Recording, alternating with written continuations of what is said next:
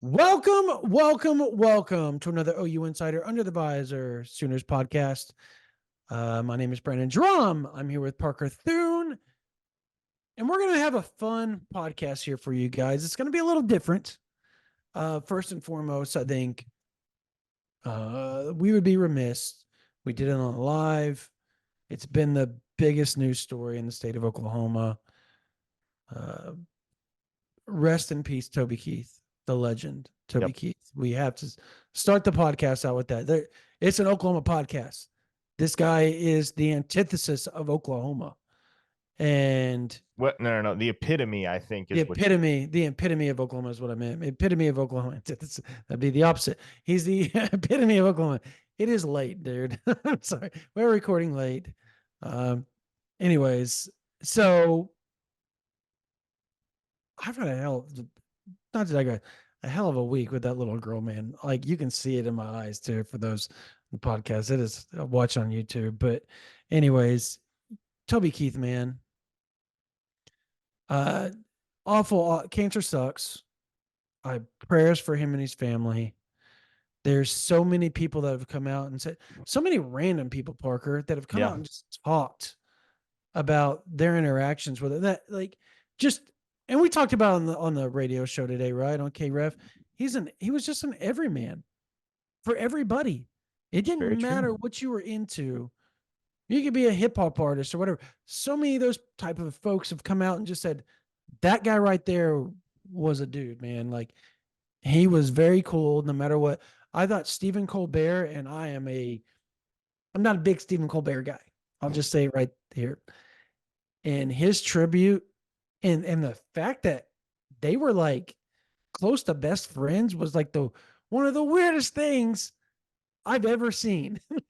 They're complete opposites. All the proof you need, folks, that you don't have to agree with somebody on everything in order to not only maintain a civil relationship, but maintain a strong friendship, as those two did for so many years. So yes, Toby Keith, obviously, a loss that is going to sting in the Oklahoma community for quite some time.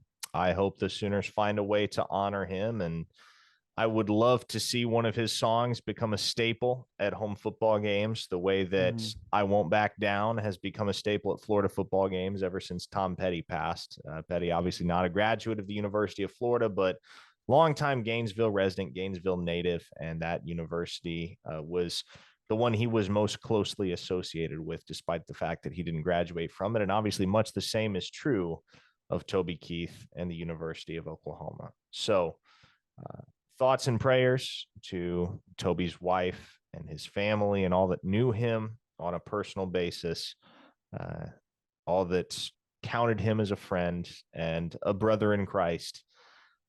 Certainly saddened to hear of his loss this week. And again, that's one that's going to sting for a while in the hearts and minds of many Oklahomans. But we're gonna do our best to pivot, and we're going to go ahead and shift our focus to the recruiting trail. And this will be a fun podcast. What we want to do for y'all on this one is essentially lay out a 2025 mock class. It's February. It's early. No doubt a lot will change. Think about some of the signees the past few years for the Sooners. A good portion of them, not a majority of them, but a good portion of them weren't even on Oklahoma's radar in February. So don't take this as gospel necessarily. Understand that things will change. But both Brandon and I are going to lay out for you position by position what our mock class looks like right now in February for the class of 2025. And we do get a little bit of a cheat code because the Sooners already have 10 commits. So close to half of this class is already locked in, which makes things a lot easier. But before we get there, want to remind you all this podcast is brought to you by Manscaped. It's time for the ultimate face-off. The Beard Bowl is here as the two best teams square off to see who is the champion of facial fuzz. Our friends at Manscaped are prepping everything you need for game day. Manscaped's Beard Hedger Pro Kit is the MVP of facial grooming, the ultimate franchise player to take your grooming game to the end zone. This package has made it easier than ever to craft your signature look with ease, featuring The Beard Hedger cordless trimmer. It packs one guard with 20 different lengths. That's right. No more messy drawers full of guards. But wait, there's more. The Beard Hedger is water resistant, so you can run it under the sink and shave in the shower for easy cleanups. It's time to move the sticks from your old beard razor. Look and feel ready for the big game every day with Manscaped's beard formulations, including beard balm, beard oil, shampoo, and conditioner. And lastly, as a bonus, Manscaped has thrown in a beard accessory pack, beard brush, beard comb, and beard scissors included, for the finishing touches every modern bearded gentleman deserves. So get 20% off and free shipping with our code OUinsider at manscaped.com. That's 20% off with free shipping at manscaped.com with the code OUinsider. Gear up for the real halftime show where your beard takes center stage. None of those products are applicable to me, nor will they be for the foreseeable future. But if you are of the bearded persuasion, folks, get with Manscaped. They'll get you right. Oh man. So just kind of little side note, tie ball game. This shows you what time we're recording, by the way. There's tie ball game. During the softball game. Softball game. Tied up. Number 7 Washington, number 1 Oklahoma. How many games have they've won? Like 51, 50, I believe it's 52, 55 as of 55? yesterday. Yeah, so I don't know. Don't quote me on that. Yeah, me either. I follow them very closely. I just can't I remember how many games off I the top lose of my head. track. They've won a lot of games in a row. Correct. And they are getting tested early on. Washington was one of the better teams. I believe they were in the College World Series, Women's College World Series last year. And I think they challenged Oklahoma, or the year before they challenged Oklahoma. They've always been kind of a thorn in Oklahoma's side whenever they play them. So, and they are living up to that mantra once again, it seems. So 3-3, top of the 4th, right here at dang near 11 o'clock at night. So how about that? And it's on a Friday, by the way, just so people know. How about that? All right, Parker, let's do this. This is fun for everybody. It is recruiting, it is naming. And I got to tell you, if this class ends up the way I have it listed, holy crap. It's going to be, it probably is the best class Oklahoma's had in a long time. Really? Going that far, huh? It's a top 5 class. Well, if as things stand today, like rankings are going to change. Guys are going to fall back, guys are going to move up. So the cumulative rankings are going to differ. But if I threw mine out, and we'll go position by position, and we're going to talk about, if they're committed, we're still going to talk about them because the kids deserve to be talked about. So let me just throw that out there for everybody. We'll start with quarterback. I don't know who that guy could be. Haven't had to worry about that one for almost a No. whole calendar year now. Correct. Mr. Kevin Sperry, 4-star quarterback. He will move up in the rankings. He moved back this past cycle, and it has a lot to do with him not doing 707, him playing for a team which I thought was BS. And you know this, Parker, I voiced my opinion very bluntly to our rankings committee on this. I did not like it. Everybody thinks you're the brash one, but like behind the scenes, like I'm the like you're the very even kill and all that. And everybody sees the persona who you are out here on this, but I'm the one that'll tell you what's on my mind. Yeah. When it comes to rankings, you're definitely more of a draw a line in the sand guy than I am. Yeah. I don't like kids being jacked. That is my biggest pet peeve is they're kids. Like, and we're jacking around 15, 16, 17-year-old kids. Like, I love the rankings, but like all Sperry did was show up to call Albert, have a month to learn their playbook and get acquainted to the program and everything in it and the timing down, and have 40 total touchdowns and only throw, I believe it was like 7 interceptions, and go 15-0. And what else did he do? I think he threw for like 2,500, 2,800 yards, something stupid, and ran for like a bunch of yards and a bunch of touchdowns. And he still got docked. And on top of that, at the Elite 11 regional in Austin, every one of the trainers walked in. I've said this over and over. They all got in a huddle, and this comes from, so the guy that trains my kids is one of the Elite 11 guys, and he said they were in the huddle, and they walked over, and they were like, one of the, I won't name the name, but one of the trainers and the coaches that day walked over and goes, "It's Kevin Sperry," and everybody goes, "Dude, coach, he's an underclassman." He goes, "I don't care. It's Kevin Sperry." And everybody kind of looked at each other like, I agree. He was the best player here today, but the other really good player was Michael Hawkins. And it was 1-2. It's both the OU commits just absolutely dominated that, along with DJ Lagway. And so that's what it was. And so um I don't get the I I I don't get it. We threw him up in there, and it was a big deal. You and I pushed really hard for him to get into the top 250 and the top 200. He moves all the way up to like 140 something as he pops right in. He skips everybody in the top 250 and rolls right into the top 150.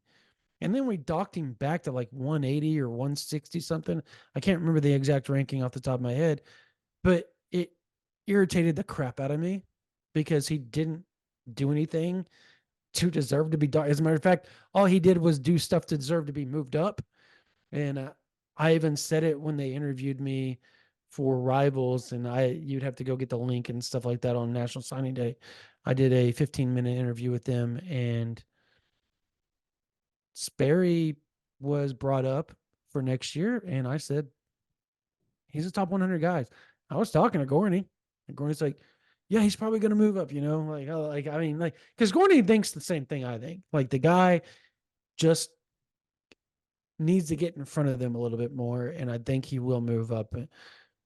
Whether that's politics, whatever you all want to call it, it is what it is. It's how the rankings work. But he's a guy that's going to come in. He's going to probably back up Hawkins and or Jackson Arnold, depending on who's there to start. But when he takes over, all he does is win. So much like Jackson Arnold, much like Michael Hawkins, OU has made a set a precedent of going after winners at the quarterback position in the high school ranks. So I like that. What's your thoughts on Kevin Sperry? I mean, obviously, I think when you look at him and his game and his development over the last few years, there's a lot to like, right? And Mm-hmm. I don't know if I've shared the anecdote on the podcast. I know he has shared it on the radio airwaves. I did an interview with him back in the fall where he kind of laid out everything that he does on a daily and weekly basis to make himself a better quarterback. And you want to talk about relentless. That's what this guy is. He, like, every single spare second he has, for the most part, unless it's a Sunday and he's going to church and spending time with his family, every single spare second he has during the week is spent making himself better in some form or another, whether that's physically, whether that's mentally, whatever it may be. Kevin Sperry is obsessed with becoming the best quarterback he can possibly be. And that's a trait that, as a quarterback, if you want to be a good one, that's how you have to be, right? And I think the Sooners have gotten three guys in a row in 23, 24, and 25 that are all wired the exact same way in that respect. Jackson Arnold, Michael Hawkins, and Kevin Sperry, in terms of their drive, they're all cut from the same cloth, man. And so, yeah, I think Kevin Sperry is certainly a guy that if he's not in the top 100 by the end of the cycle, I would be surprised, just because I think he's going to open some eyes when he goes to the Elite 11, just Yeah. like Jackson Arnold did.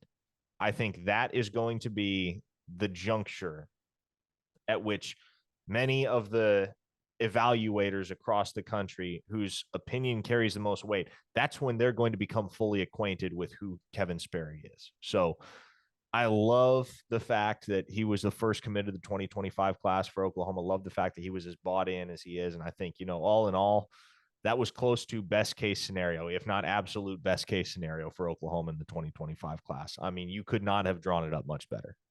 No, that it was perfect. He went to all the camps and he dominated that camp. You could you could tell just whenever he would show up to throw, just the massive amount of coaches that would just sit back and just watch.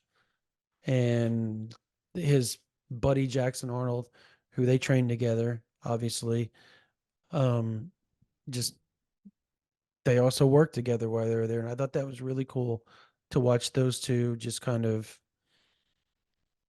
you see the kinship between them. And I always think that's neat. And I think that really helps because it helps Kevin will really understand the culture when he's going to it's going to be seamless, when he gets in there. And that's what you want. That is what you want. Somebody that is at the quarterback position that the players that are already on campus trust, know, and feel like they're already one of them.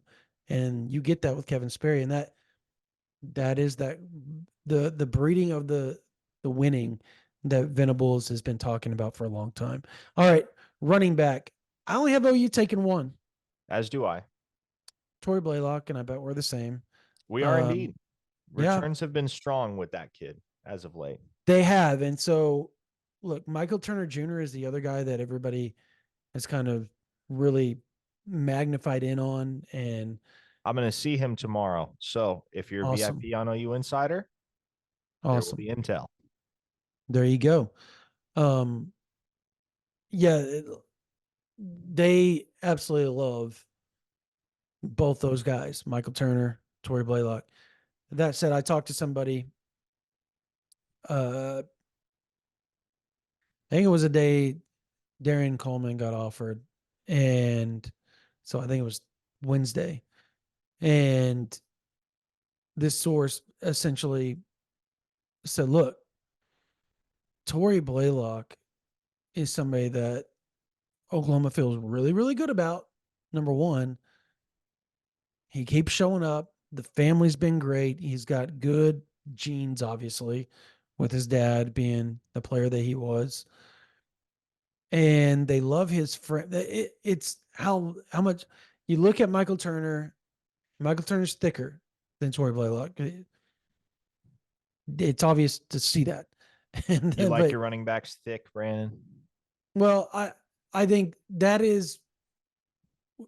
I had a source that talked to me about Michael Turner previously, and they said that is kind of what has been a question mark, if you will, just with both of them. Is like one is thick, one is more of a hybrid, can do it all, has a lot of speed, can get to the outside, but is getting a lot better between the tackles. Talking about Torrey Blaylock, and so the upside of Torrey Blaylock is why I think Oklahoma really ends up taking him. And at the end, don't get me wrong, if Michael Turner walks in today and says, "I'm committing," Oklahoma says, "All right, cool, we're done." It is what it is. They see them 1A, 1B, and I don't think you can sit there and say one is on top of the other in that scenario. But I like Torrey Blaylock. He has visited more, or at least he has been more out there about his visits, Yeah. which gives me more confidence in him choosing Oklahoma than Michael Turner. That said, you're going to see Michael Turner tomorrow, so we may have a completely different feeling on this after you talk to him. We But I might. have Torrey Blaylock. We certainly might. But yeah, for now, I'm rolling with Torrey Blaylock. And that brings us to receivers, where three of the You don't four have anything to say about Torrey? Like pieces. why you like him? Oh no, I don't have much to add. I think Okay. the pedigree is really strong, right? His dad Derek played in the league for years with the New York Jets and the Kansas City Chiefs, so he is a second generation running back. Plays behind a strong offensive line down there at Atascocita High School in Humble, Texas. And I think there's a lot to like about his game. I think that's probably the reason why he's not ranked as highly as Turner is because I think people understand he plays behind a really good offensive line. And so they're Yeah. wondering, okay, like how much of it is due to his own excellence and how much of his production is due to the fact that he's playing behind a really good O line. But, I don't think blue chip talent is hard to spot on film generally. And Torrey Blaylock's a bona fide blue chip talent. I mean, his dad ought to tell everybody everything they need to know. Correct. I just I don't what? Anyways, go ahead. We both. Well, I think we're the same at receiver, but since you talked to me out of my pick, I'm Did gonna I? let you go ahead Wow. and Okay. So we have the commits, right? Grayson Harris, Elijah Thomas, and Jaden Nickens. Those three are longtime OU pledges. Emmett Jones got them on board very, very early. Now, the fourth, and this one is very much subject to change because Emmett's got he's got all kinds of fish on the hook right now.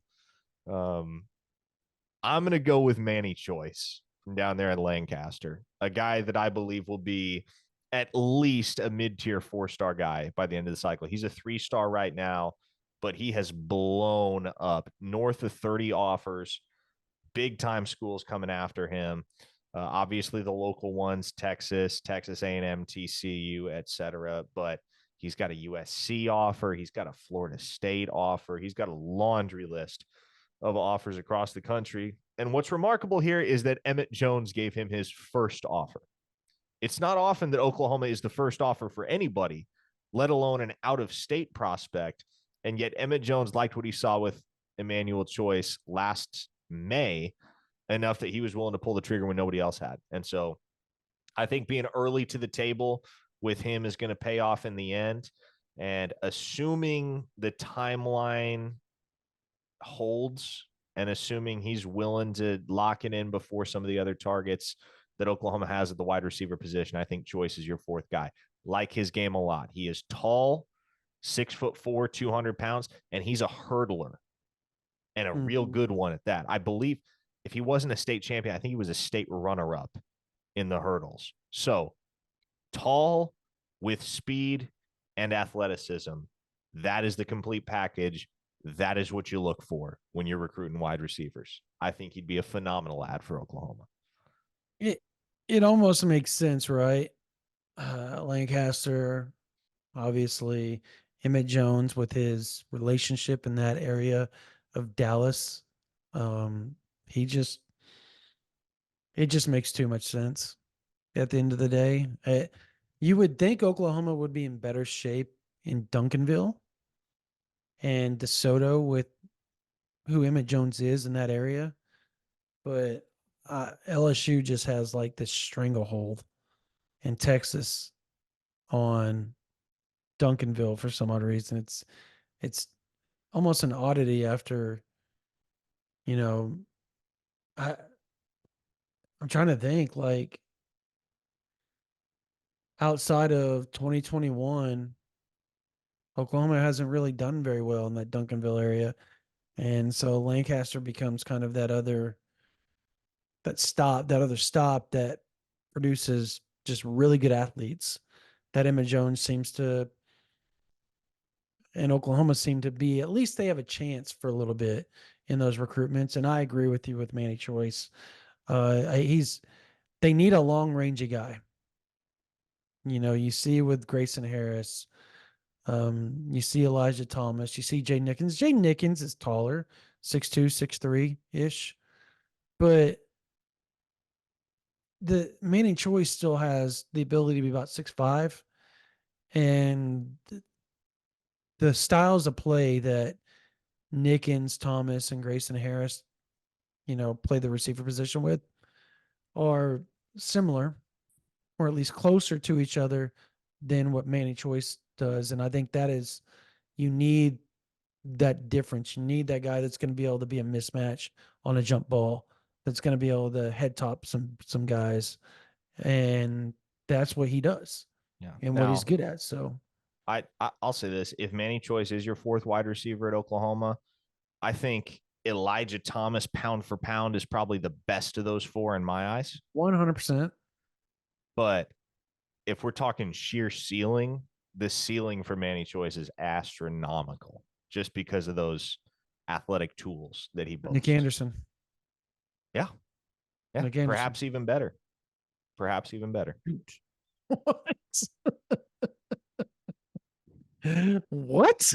No, I'm for real. I'm for Okay. real.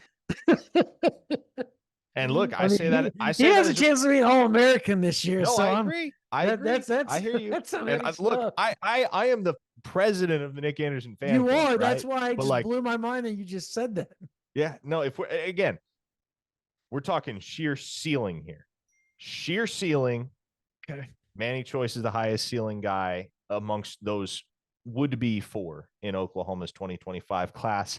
And here we come to the tight end position. Are you going to go out on a limb? I'm going Nate Roberts. Oh, okay. Yeah, So no, I no. didn't. I didn't. No, what? Hold on. Okay. Hold Okay. on. I've got a little bit more to add to that. Let's hear it. So everybody has got this Ohio State, Ohio State, Ohio State with Nate Roberts, right? But he's going to be in Norman for almost every game this season and watching his brother Jake Roberts. He's going to be around the program. This is Peyton Bowen all over again with his girlfriend and Jackson Arnold. Wants to go do something, got a ride. Why not go to an OU game? That's where he wanted to be all the time. And it seems like, and if everybody remembers correctly, Peyton Bowen, it felt like he was trying to find a reason not to go to OU, or at least people around him were for a long time. This has kind of the same feel to it. But I think as the season rolls on and you see the tight end get used a little more under Seth Luttrell, the relationship Seth Luttrell has with that family, the Roberts family, I just think it becomes too much of a hurdle for Ohio State. Yeah, they got the grandma and a couple of uncles and aunts up there in the Columbus area. That's great. But having mom, dad, and the rest of the Roberts family within a stone's throw, literally 15 minutes from the campus, that's going to be hard to beat.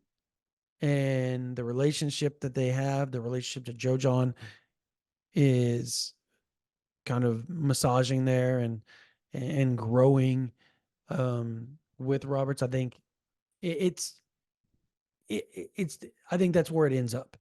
Now, if one of the other two, whether we're talking to Sam Brame or obviously Lincoln Cure, right? If one of those two decide they want to join Nate Roberts, Oklahoma will take them with open arms and they will figure out a way to make it work with the numbers. I promise you. Mm-hmm. And that is where I'm also saying don't turn your head away from Lincoln Cure, because I think Oklahoma made a strong move with that visit this Mm-hmm. past week.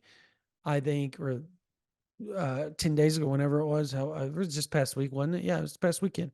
This past weekend, it feels like forever ago, by the way. And by the way, his dad, hello, thank you for watching or listening. That's it. Shout out Greg. Yeah, shout out Greg. Kier, if your kid comes to Oklahoma, it'd be pretty awesome. He's Mark Andrews reincarnated, literally. Everybody. He's also perhaps the most marketable player in the history of the NIL Oh era for my Oklahoma. gosh. NIL will be so easy for him because of the Lincoln Riley situation. He is the cure for Lincoln Riley. Very simple. It's a It's very simple. that's the next rock and roll tequila flavor, the There Lincoln you go. Cure. There you go. Oh, there's a lot you can do. There's probably some soda beverage they could throw out there as well. Yeah, probably can't do tequila until he's a senior, Yeah, at senior, yeah. least. But anyway, I look, Oklahoma's going to take him. If you ask me who has the highest ceiling, it's Lincoln Cure. I don't think that's even a question. And I think Oklahoma will be doing back Phillips if they could land him. I promise you Yes, they they would. would. That is, those two are the top two on their board. I don't think that's even a question. And then you got Deshaun Brame, but I think Oregon's making a really good push there. K-State, Kansas. Who else is in that Brame territory? Parker, you've covered that Tennessee one. is also Tennessee, heavily involved. Tennessee. Yes, he's visited Tennessee just recently as well. That's right. So So we'll see. I have Nate Roberts too, for all the same reasons, right? I think it's just too hard to say no to Oklahoma in the end. And it feels like even if he enjoys the process and plays it out the whole way, kind of like Peyton Bowen did. In the end, there are far more reasons why Oklahoma is the sensible pick than that Ohio State is the sensible pick or that Oregon is the sensible pick, right? I think it all leads back to OU with Nate Roberts. That's still what I'm counting on. And I also have Desan Brame in my mock class. I'm not quite there with Lincoln Cure. I'm not quite there. I think they need to get him back again. And if they can get him back again, that's where they can overtake K-State. The visit went really, really well. Really well. I'm just not quite there. I do think proximity is going to play into their hands with Desan Brame. And I mentioned this on the board a while back for OU Insider members, but in talking to a real good source on that recruitment, it was basically acknowledged to me, oh yeah, Desan Brame likes Oregon, but Oklahoma is about to turn that thing around. And part of the reason why is because he's got two younger siblings. Wichita, or I guess Derby, technically, where he's from, which is on the southeast side of Wichita, is geographically closer to Oklahoma, significantly closer than any of his other top schools. Well, even like Kansas State, right? You think Kansas State is like, oh, Manhattan's right up the road from Wichita. It's really not. It's not. It's really not. That's Kansas is a pretty spacious state, all things considered. And Derby is actually much closer to Norman than it is to Manhattan. So you have that. And I think that's where Oklahoma has a chance to make a push, because I know that, or I have been told that his parents would prefer him closer to home. They're not going to force it, but they'd prefer for him to be closer to home for obvious reasons, right? You kind of keep the family together. It's a lot easier drive to go see your kid play on a Saturday. And so I think OU makes a ton of sense. They were early to the table in offering him. He's got a good relationship with Kevin Sperry. And so that's why I'm still holding on. I have not flipped that future cast yet. I've been tempted to flip it in favor of Oregon, but I've had that OU future cast in for months, going back to July, I think, for Desan Brame. And I'm gonna stand pat on it for now. Going Roberts and Brame. Okay. There you go. Offensive line. Yeah, by the way, the class just all the way down to tight end is insane, by the way, that we just named. And it's not, this isn't really like a home, these aren't homer picks. This is not homer picks. This is like legit, like this is where things stand right now in February. That shows you, and I think 24 can attest to that, and 23 can attest to that.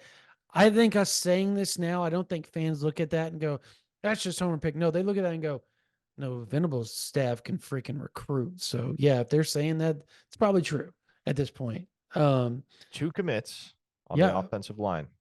Ryan Foje, recently named a 4-star by Rivals, and the newest commit for Oklahoma, just on board as of this past Sunday.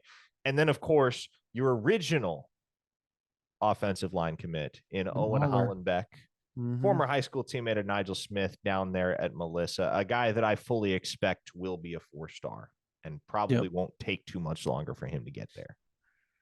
I agree there. I have Denton Ryan's Ty Haywood in the class. Ooh. And I have them taking 4 with a caveat a little bit, much like with tight end. Okay, sure. The 5th one is Michael Fasusi out of Louisville. Obviously, his teammate and really good friend, Jaden Hardy, is already up in Norman. Wait, hang on a second. So Ty Haywood's your 3rd. You said Fasusi's the 5th. Who's your 4th? No, my 4th, I have them taking 4. I said, but I could see them taking 5. Yeah. But who's your 4th, I guess, is what I'm saying. Fasusi. Oh, you said Fasusi was your 5th. Ty Haywood's my 3rd. Fasusi's my 4th. Okay. And so I said a caveat for 5th because I could see them taking 5. Depending on if it was Rogers or Babaloa. And if they one of those two decide to commit, they're going to take those. You're not going to turn. You're not going to turn Rodgers away, right? Like No. that's not going to happen. Lamar Rodgers is going to be a take. Um, Anthony Babalola is going to be a take. Like you're going to take those two. So I'll take or Andrew Babalola. Excuse me. Sorry, is that Andrew Babalola? I'll go. Michael Fasusi is my fourth pick, the 5-star offensive lineman. His teammate, obviously, Jaden Hardy's in Norman. He's been to Norman. It feels like probably 6, 7 times already. To be honest, he went to 4 games last year, 4 of the 5 home games last year. So, and he was at the OU Texas game. So that throw that out there. I think Texas is your big competition for Fasusi. Texas A&M is going to make a run. LSU and Tennessee, those are the teams you got to look at right now as big players, according to source I talked to the other day with Fasusi. So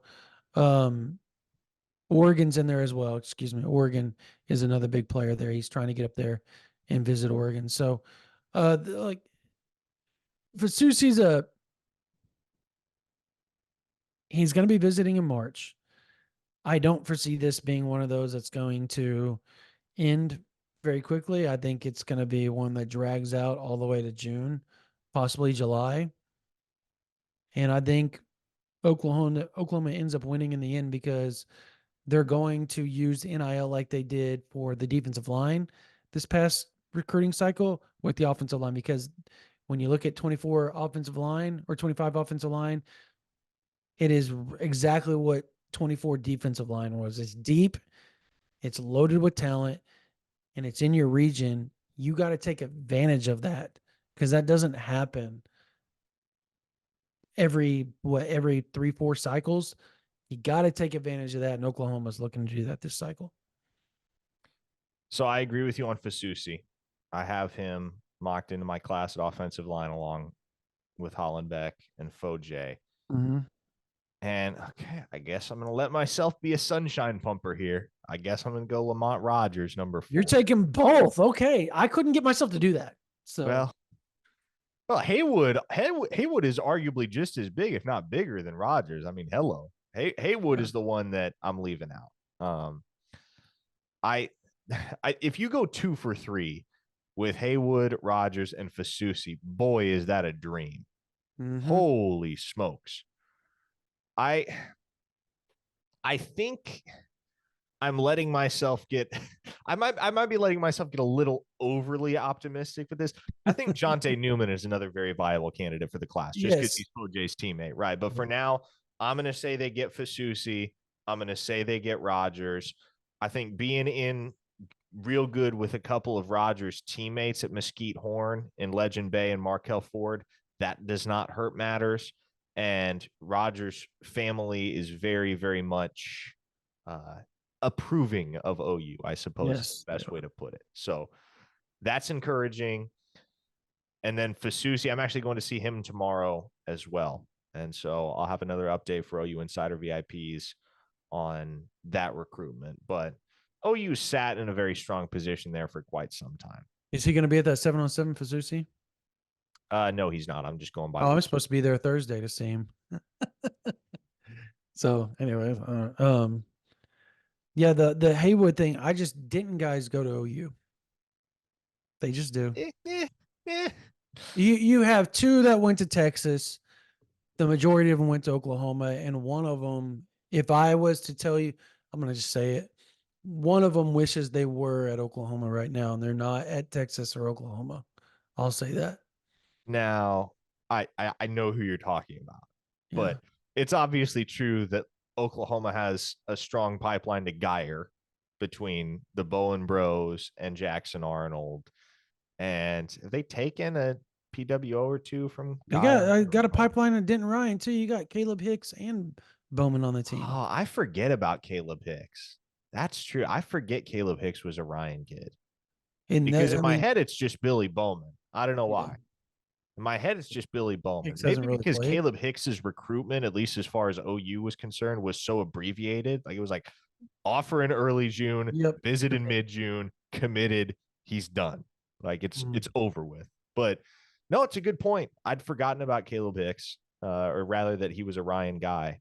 And so that'll certainly give Oklahoma a leg to stand on with Ty Haywood. I can't make myself believe that they will get all three. So I'll go with the two that I know for a fact are very high on Oklahoma right now in Fasusi and Lamont Rogers. And Yep.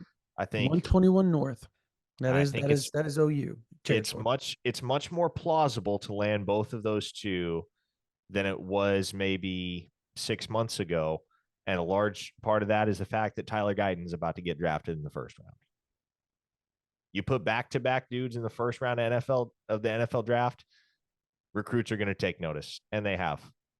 I mean, Ryan Foje said it.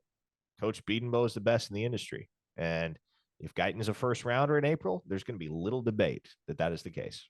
Yeah, I think the drafts is going to help OU significantly on the offensive line because they're just going to throw that graphic out of I don't know how many first rounders he's had since 2016 has been absurd. So it's going to be really easy at that point. NIL be damned. Your NIL is the fact that you're going to have a fat check the second you graduate the University of Oklahoma if you play offensive line. Pretty simple recruiting philosophy. Defensive line, let's start with the interior. I mean, I think this is easy. They already got Kamari Moore committed, which I think he's going to be a 4-star when it's all Bingo. said and done. And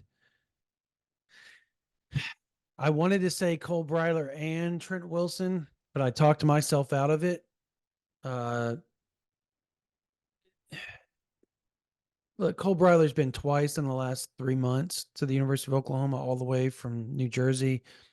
His former teammate, Logan Howland, offensive tackle at Hun. Is it Hun Christian School? Is it Hun? No, it's just the Hun School. The Hun School. That just sounds so weird. I can't get myself to say. I always call it like community school or whatever because it just sounds ridiculous. But the, OU seems to be building a really strong relationship with that school. And they may miss on some of these guys, but Oklahoma's going to land somebody from there down the road. Like that's Yep. going to happen. And I think it's going to be Cole Breiler, the defensive tackle from Hun. And it's Princeton, New Jersey, by the way, for those that don't know. He also will be a 4-star. And I think he may be on a recruiting service or two. He's got some fun tape, man. It is awesome. It is awesome. And he is very much is this racist type deal. He's got a lot of Brian Barisi in him and a lot of Jaden Jackson. He's a little bit shorter than Barisi, maybe a little bit taller than Jaden Jackson, but he's like right in between both of them. He's not as good as Barisi.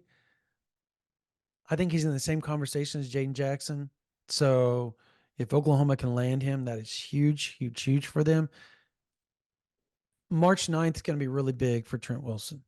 Yep. Because if he shows up and we think what's going to happen happens there, I think Oklahoma moves themselves into pole position there, and you're not turning him away. If he says, I want to come join, OU's going to try to make room. Like at the end of the day, they're going to try to make room.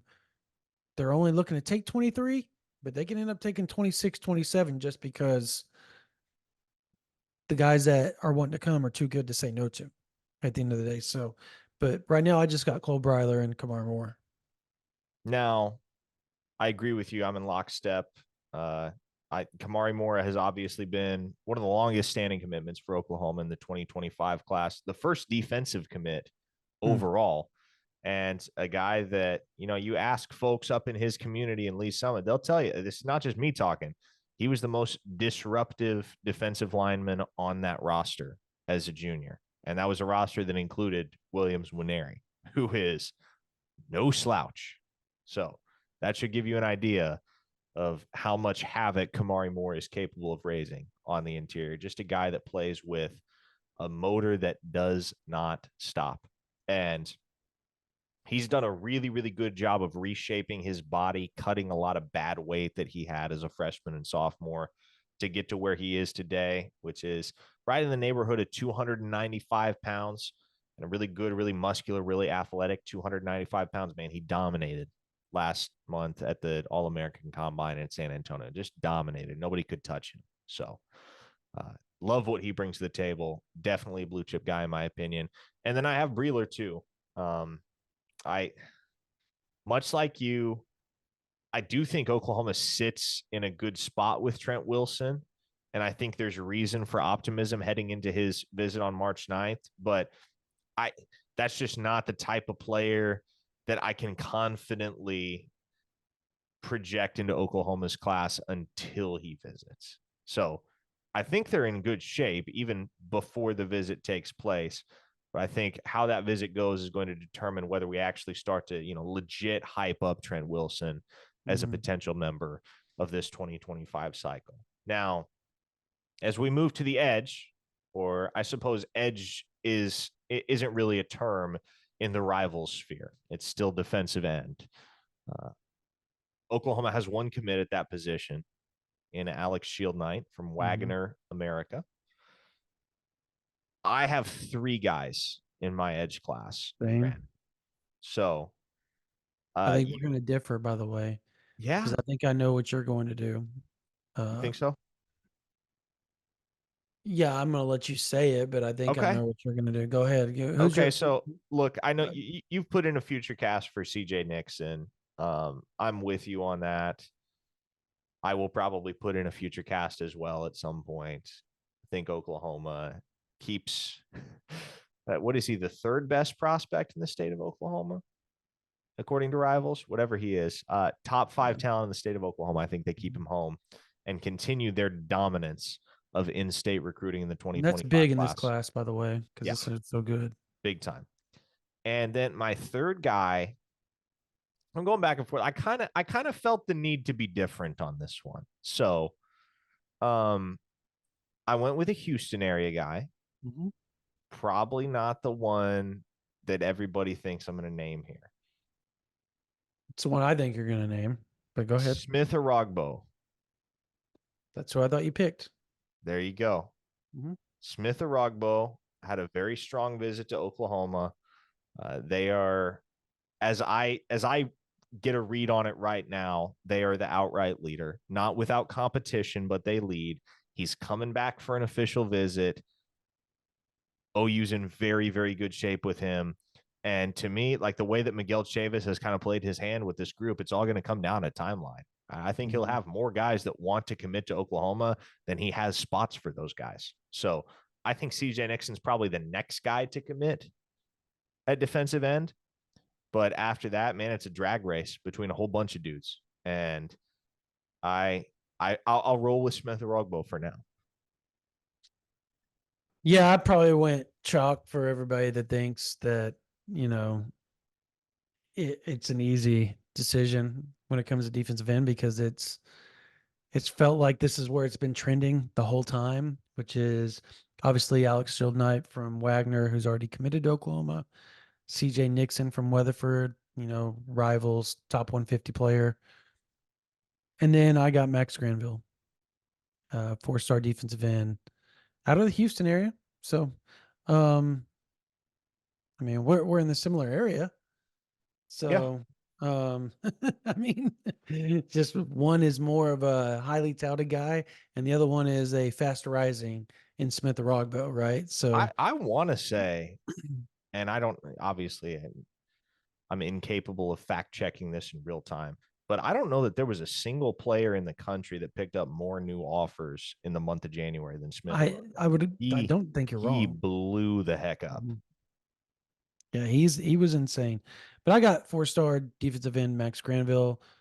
Oklahoma's felt really good about him for a long, long time. Like, this dates back to, I want to say, last August. Earlier than that.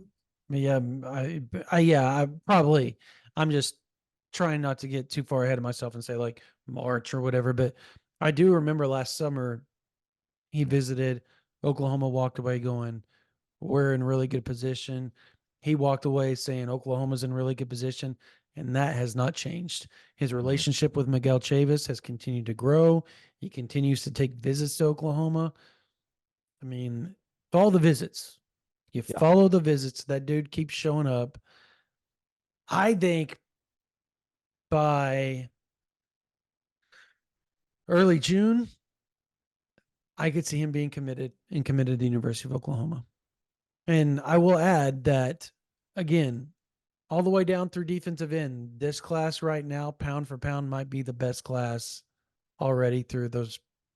What we did? 1, 2, 3, 4, 5, 6, 7 positions. It's 7 positions. That's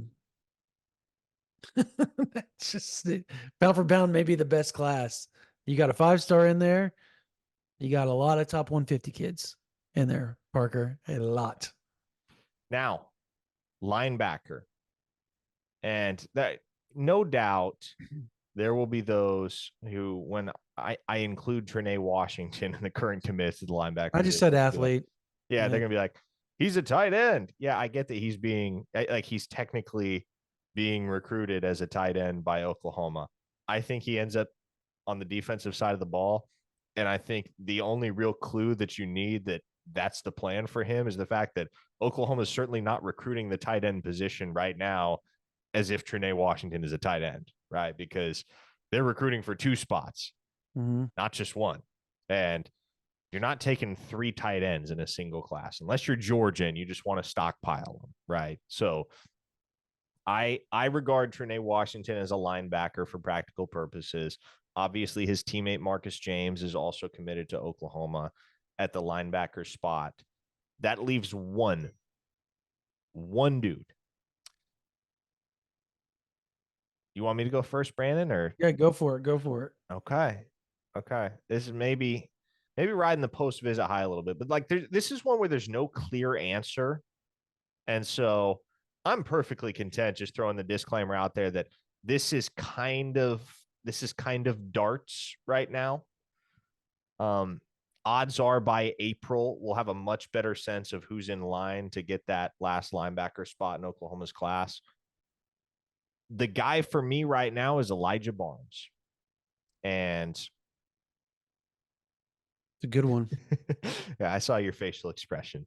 Yeah, he was somebody that the Oklahoma staff visited multiple times during the contact period. Made his first visit up to Oklahoma for the second junior day at the beginning of February, and in the aftermath of the visit, said a lot of things. I know you talked to him too, Brandon. You probably heard a lot of the same things I did. A lot of things that would indicate Oklahoma is right there at the top, if not above everybody else. And so he's coming back for another visit here soon. Yeah, he'll be back. I expect Oklahoma to get an OV from him. And the percentage isn't higher than 50-50, I don't think, with any of these guys. Like, I don't think there is a linebacker that is leaning predominantly towards Oklahoma right now. There are guys who are high on OU. I don't think there is anybody that I would 100% unambiguously categorize as an Oklahoma lean right now amongst the uncommitted linebackers. But I go with Barnes because he seemed to really like his time, and Oklahoma seems to check every single box for him. I agree. So I went ahead and I had Elijah Barnes as one, and I had Christian Jones from Nebraska as the other to join Marcus James. And look, I understand the Trinae Washington thing. I actually think he could end up being a D end or a stand-up jack for Oklahoma when they go to kind of, specialized packages and stuff down the road. He can do a lot of things. I also think he can just be a mismatch at wide receiver if that's the case, and he doesn't end up adding the weight that I think he's going to add. So I have Trinae Washington as an athlete, so I'll just get that out of the way for everybody on my list. But with Elijah Barnes, like you said, like Oklahoma, he's supposed to be back, I believe. I think he said April 9th. He was coming back, I believe was the date. I'd have to go back and look at my notes again. And he said there's a good chance he comes back before that for a practice or two as well. So he really, really has connected with Oklahoma, with Coach Venables, right? With Zach Alley. that has been a really strong connection there.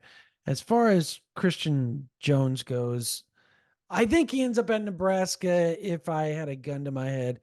But if we're sitting here right now in February, what we know is that he is telling everybody, I am not guaranteed to go to Nebraska. As a matter of fact, if Oklahoma would push, I would probably put them up there.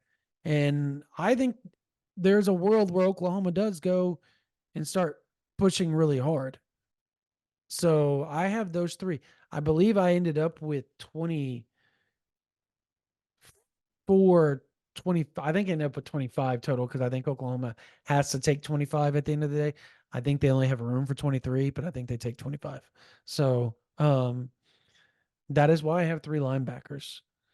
Yeah. Cornerback. This was a weird one for me for a variety of reasons. Or do we want to do safety first? Let's do cornerback first. We can conclude with the safeties Yeah, because I for think that's obvious reasons. yeah, that Oklahoma is in good position at safety for like five of the best safeties in the country. I know. Yeah. It's Brandon Brandon Hall. Hall. Brandon Hall, that guy can recruit a little bit, can he? A little bit, little bit, little bit. Yeah. Okay. Cornerbacks. All right. Um, I have Tristan Haynes, Carl Albert, 4-star. I think I have Malik Hawkins, brother of Michael Hawkins. I think he's another guy that's going to move up as the camp season starts to roll around and 7-on-7 starts to happen.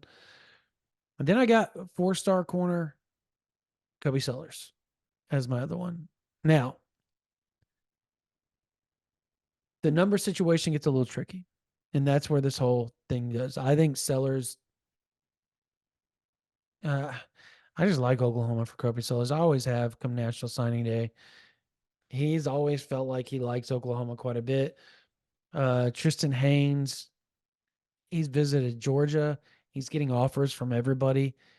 He's blowing up like I figured he would, a guy that has speed on speed on speed and length on length at corner.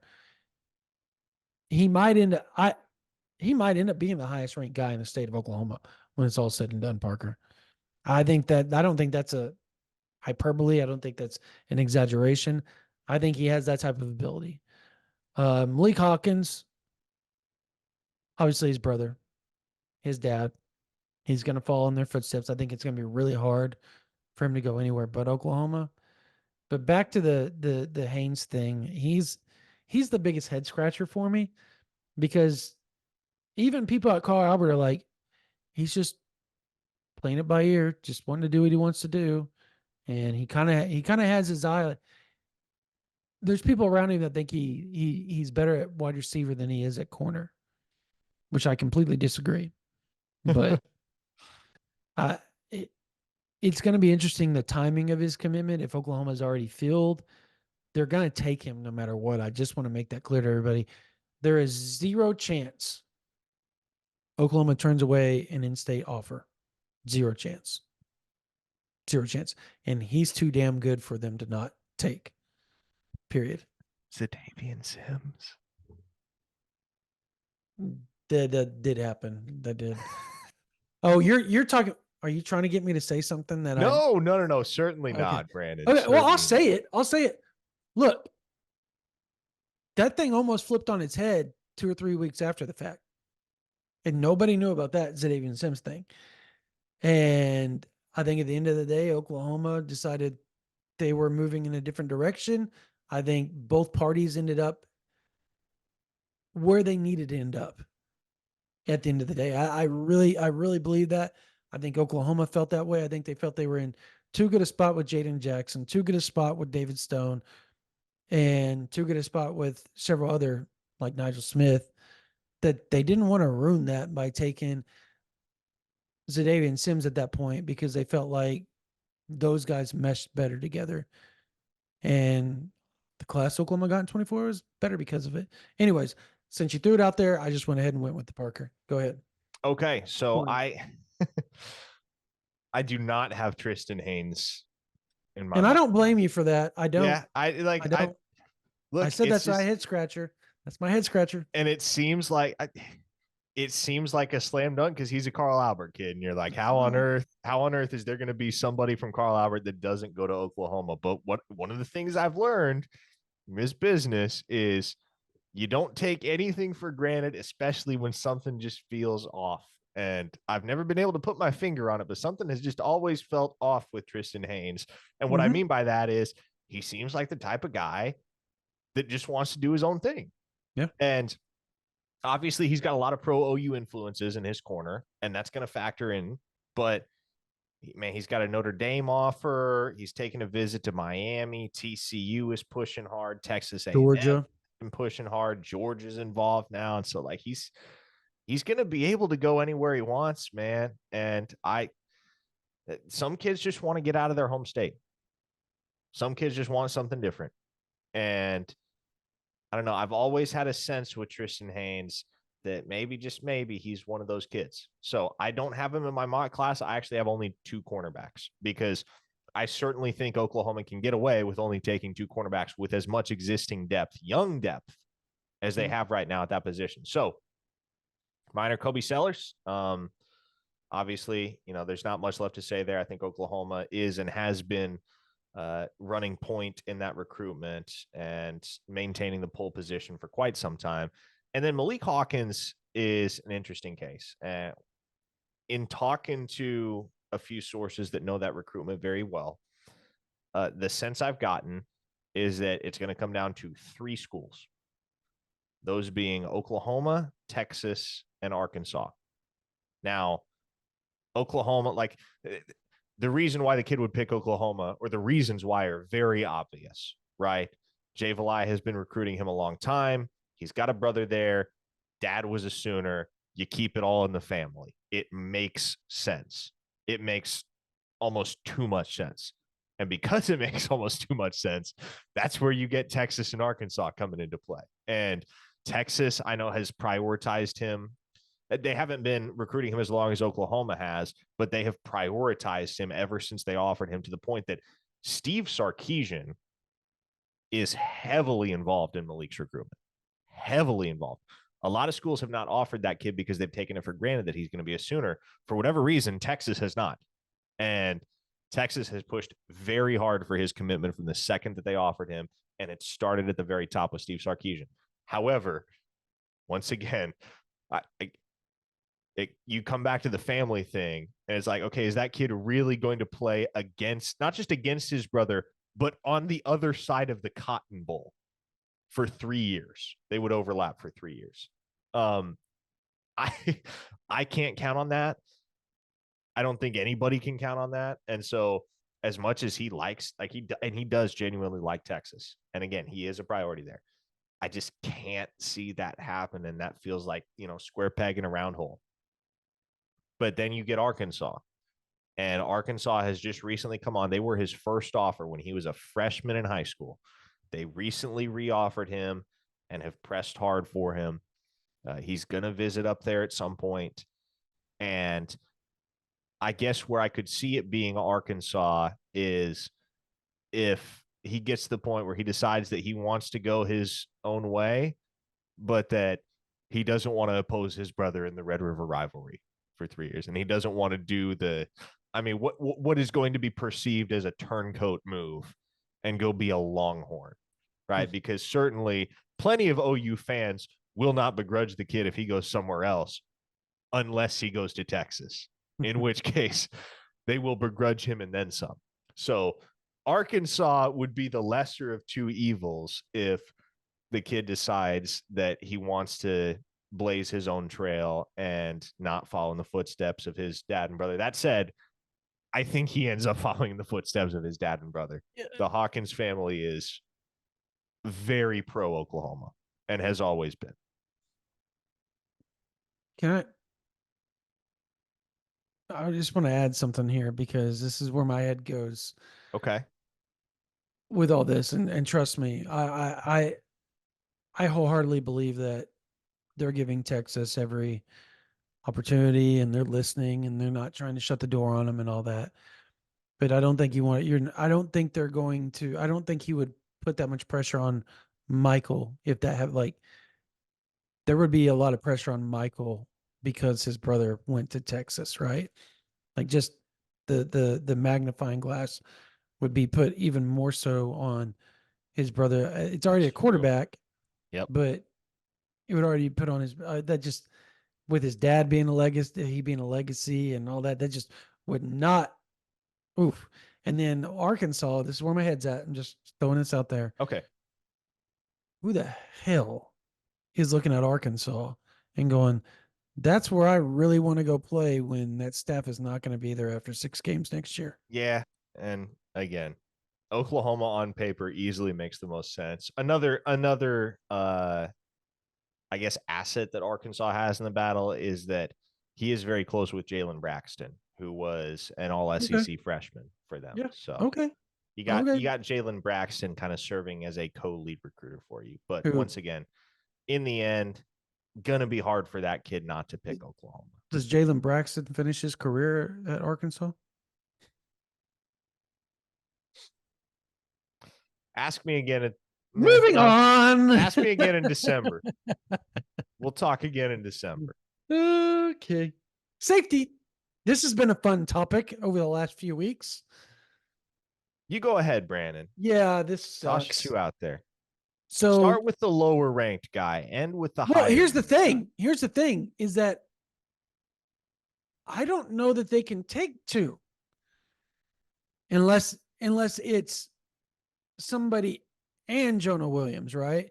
So like if Jonah Williams is the first to commit, I think they're done. Really? But I think that's it.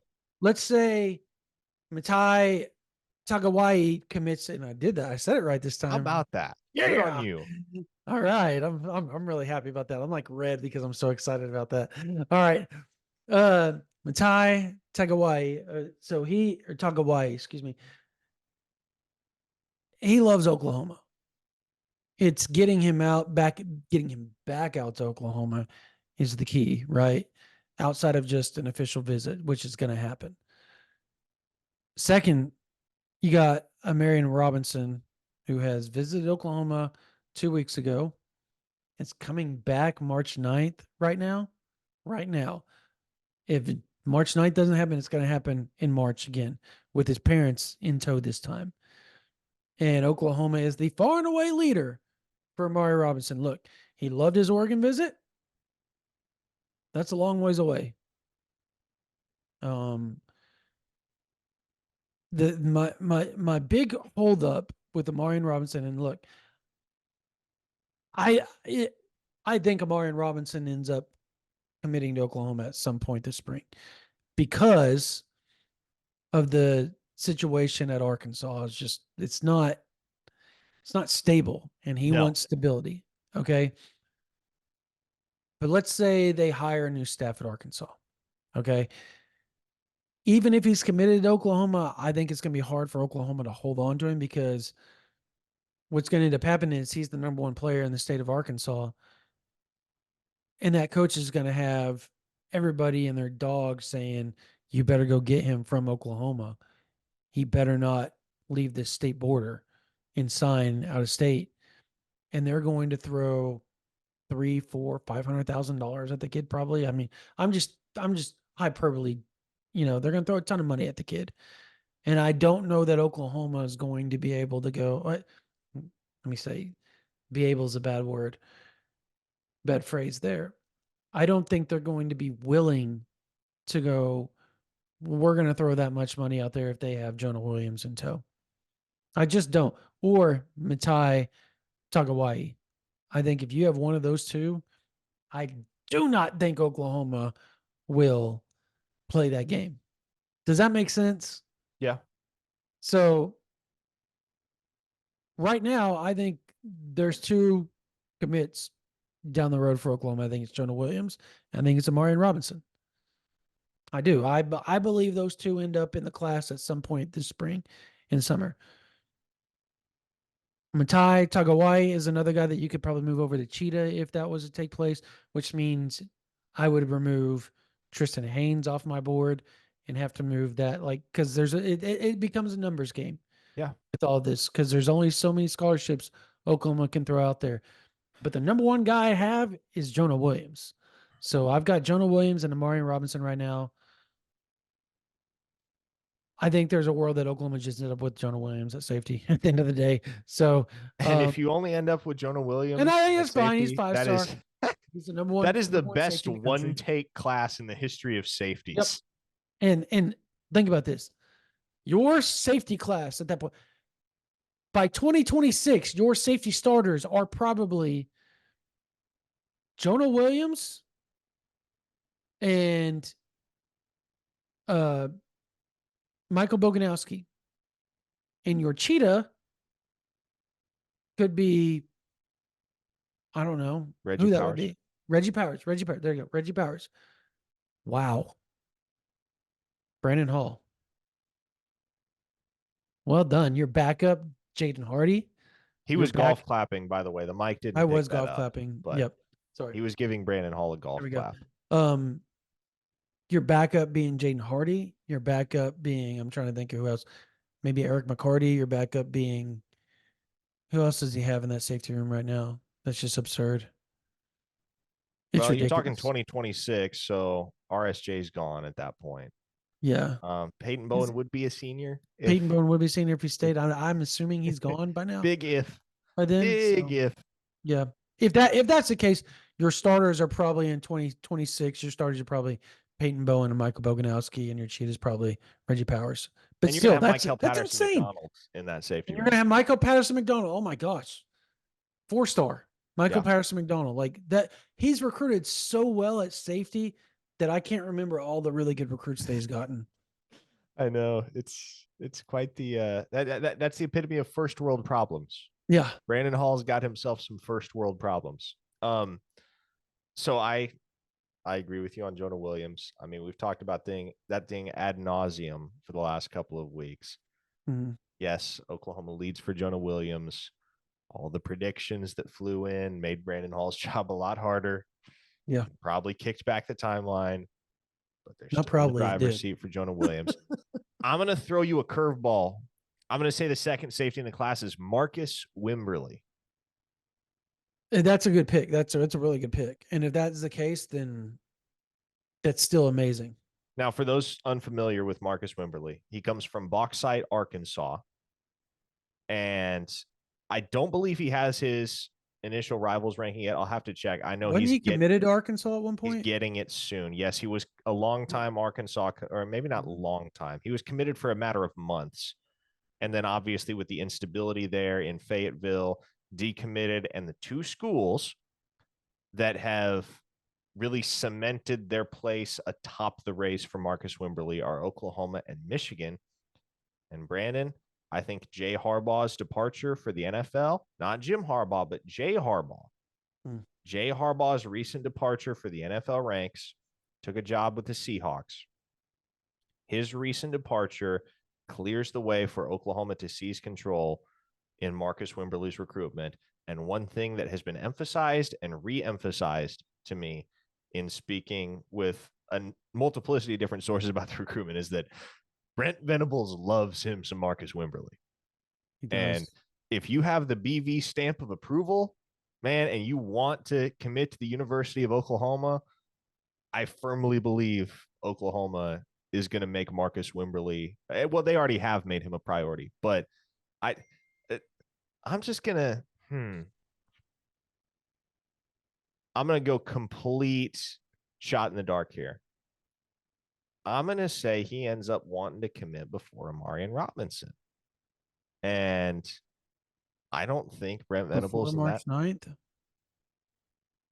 I don't think Brent Venables and that Oklahoma staff tell Marcus Wimberly no. I don't think Brent Venables tells Marcus Wimberly no. And if Brent Venables says you're coming, well, you're coming. Mm-hmm. So that maybe that's just my desire to be different a little bit. But I love Marcus Wimberly's tape, man. He is a missile. Holy smokes. Fun football player. So you want to know what he told me is that since he decommitted from Arkansas, they have not reached out to him. How weird is that? Well, I guess it's somewhat natural, but even so, Is it though? A kid decommits, and yeah, of course, there's going to be some awkward vibes there, and so I guess I can make it make sense in my head why Arkansas wouldn't have reached out, but also you're Arkansas, and that kid is an in-state prospect. How do you not at least maintain contact with the dude? I quote, since I decommitted from them, I have hardly heard anything from them. That is crazy. That's crazy. One of the top players in your state, a top 5 player in your state, and you're what? That's just absurd. Like, you're not getting a Marion Robinson. Like, you're not at this point. Now, coaching change becomes very hard for Oklahoma probably to hold on to Marion Robinson, but at this juncture, Oklahoma is in the catbird seat for him. And if you're Brandon Hall and let's say there's a world that all 4 call the commit at one time in the same day because they know that it's first come, first serve. You're in a world of hurt of decisions because Tagawai, your Williams is off the board. That guy's a take, like boom. But now you've got to pick between Wimberly, Tagawai, and Robinson, and that's not easy. Not easily done. And I know fans will look at the rankings and go, you take the highest ranked guy. No, you take the guy that you feel fits best in your system and that you have evaluated and you like the most. It's not about recruiting rankings, despite what some may think in that situation. So, all right, man. How did the softball team? Did they end up winning or did they They ended lose? up winning in extra innings, 4-3. Got There, it done. there you go. So Boom. what was your total number on takes in the 2025 class? Do you have 25 total? Yeah, so I think we should have Spencer put our list up there. I'll send it to you. You can send it over to him. As far as who we have as takes, and I'll mark them as takes and mark them as the caveats and all that. But I've got 1, 2, 3, 4, 5, 6, 7, 7, 8, 9, 10, 11, 12, 13, 14, 15, 16, 17, 18, 19, 20, 21, 22, 23, 24. I got 25. Okay, and I I ended up with 24. I think Yep. you had Tristan Haynes and I didn't. Yep. That was the only place our numbers differed. You had They're 3 tied on cornerbacks, I had numbers. 2. They're tied on numbers. They 22-23 is in a perfect world for them in takes, but I think Oklahoma is going to have to oversign a little bit. It's not really oversigning if they sign 25, right? I think they're going to be able to sign over 5, and I think they're going to have to process a few extra guys out down the road. But that's today's world of college football. It is what it is. I mean, you've got to do what you got to do. The kids are getting paid now. The real world was starting to kick in a little bit. That real world sucks, bro. It sucks hard sometimes. So, but yeah, I would love to put into the class calculator over there on the other site and see what it turned up and turned out. I think I can. I can send it to you. I'll go do that and send it to you and the number and all that type of stuff. And we can see if we have Spencer put our list up on our side. That way fans get a really good feel for our class, or just like a black screen with it up or something like that, like the positions and stuff. So anyways, all right. Softball 1, basketball Bedlam tomorrow. They're doing a tribute to Toby Keith.